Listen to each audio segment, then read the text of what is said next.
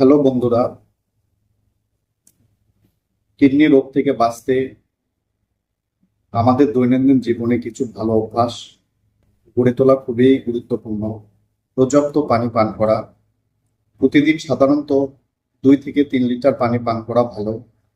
কোমল পানীয় ও energy drinks কম খাওয়া, রক্তচাপ ও ডায়াবেটিস নিয়ন্ত্রণে রাখা। উচ্চ রক্তচাপ ও ডায়াবেটিস কিডনি ক্ষতি হওয়া প্রধান কারণ। চিপস, ফাস্টফুড, আচার কম খাওয়া, লবণ কম খাওয়া।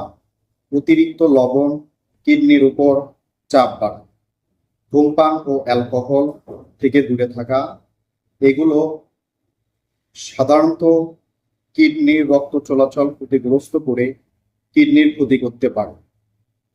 ব্যথানাশক ওষুধ কম খাওয়া, প্রতিদিন নিয়মিত ব্যথানাশক ওষুধ কিডনি ক্ষতি হতে পারে।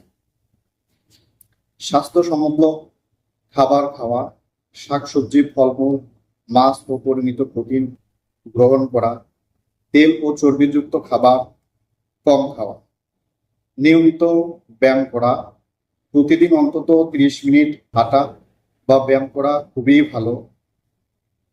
প্রস্রাবের কোনো সমস্যা হলে ডাক্তার দেখানো।